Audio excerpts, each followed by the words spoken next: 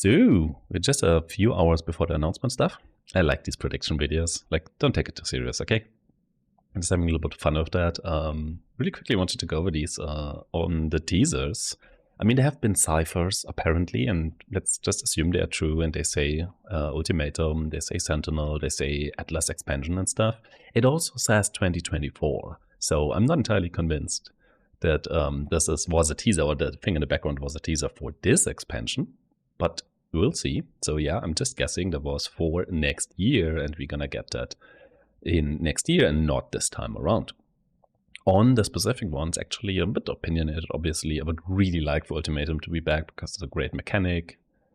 And yeah, and also the entire talky person there, right? Like the voice lines and everything was really cool. Would really like that. On Sentinel, I actually don't want it back, to be fair. Well, I can't really imagine it to be that great if it's scarce, right? So, I don't know, like this in-map juicing mechanic where you have to get Sentinels first and then your uses matter because you don't have infinite ones of them. I don't know, maybe they have a cool way to bring it back. At the same time, after they just hyped it and they showed, I believe, a unchanged version during the event, then actually delivering a heavily changed version would be a bit weird. But let's see. And Atlas expansion, same thing. Would really like an Atlas expansion. It's great, but on the 2024 thing, maybe it's not happening this time. So yeah, let's see how wrong I will be. That's another fun part about these videos. It's like in a few hours I know how wrong I was. In terms of the PoE2, the WASD thing, right? Because the way the character moved, I'm really not buying into them making such a huge change on such an elemental based thing, how the game plays. I'm just really not buying into that. We have seen so much footage so far and everything. That would be a huge shift. I don't know if I would like it or not, would need to try, but I'm not buying into that. The trailer did actually say that, even though it was so movement focused. So yeah, I don't know. I just really hope it isn't, unless it's fun. Then sure, fine. Yeah, we will see on that. More on 3.23. Affliction. In terms of tuning, things I can see, I don't say I want them to do that, but I can see them change. Widely guessing again. The whole first taken as stuff and the recoup stuff has been around for a while now, right? And it's such a staple in these really, really tanky characters. So I could imagine that there's some changes to this. Poison, obviously, it always needs to be poison nerfs. And Pathfinder's flask effect stuff. Can totally see them change some stuff around there, maybe even both. I mean, they're still assassin for early poison, so it doesn't really matter. You can just be an assassin and be fine for league start and then do something else.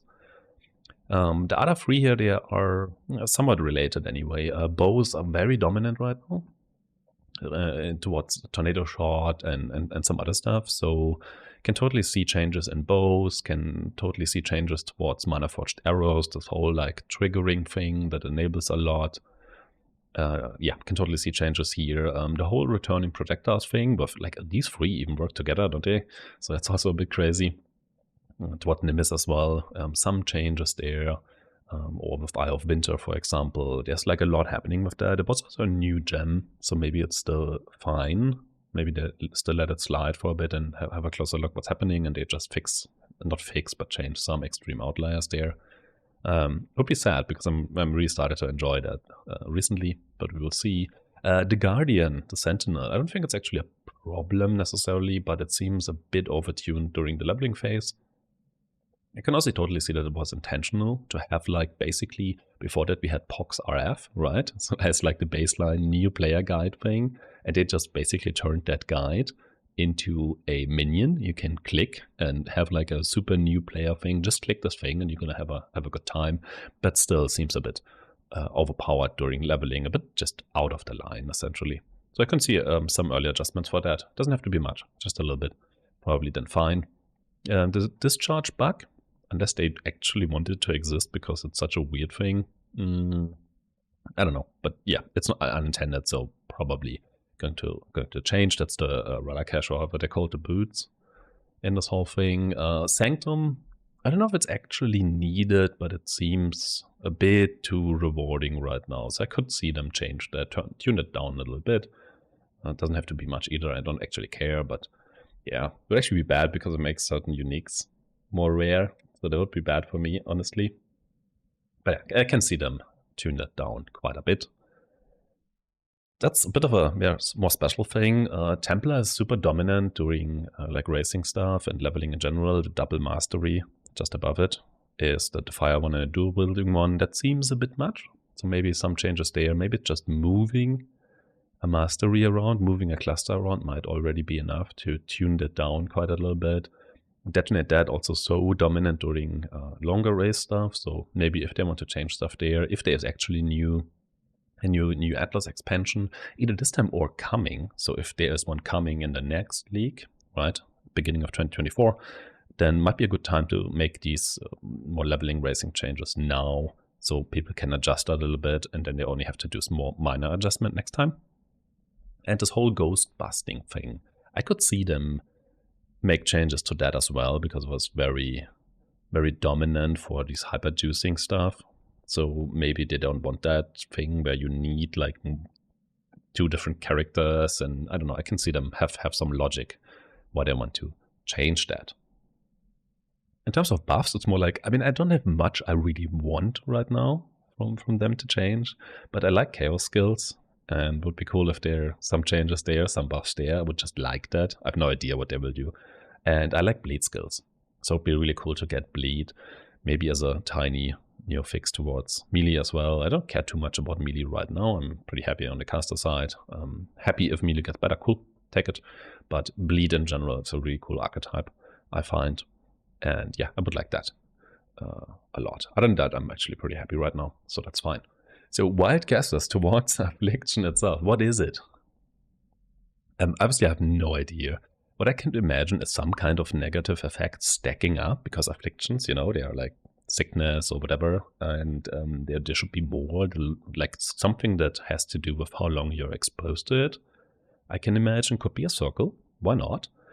And you might need to build resistance, like a meta thing. They had Sentinel and a bunch of other things by now. You have like a meta thing where you can, I don't know, in some way increase resistance against certain things. Maybe you don't need to build against all of them, because some of them you can naturally already mitigate, some don't affect you that much. So like a little bit of a meta game progress thing with that would be cool. And essentially on, so that could also be Trialmaster and Sentinel, right? Our video ran out. Oh no, that's really sad. It's fine, you have to just listen now. And it could be just Trialmaster and Sentinel combined, and that's what the spoiler meant, right? So basically it is like a Trialmaster type circle, and the Affliction does something similar to Sentinel. I think crazy like that. Maybe not. I don't know. In terms of rewards and stuff, there could be Afflicted gear system where it's, I don't think it's another influence, right? Because there's already so many, and then you cannot use the main one, unless that one maybe goes away in some form, new Atlas stuff.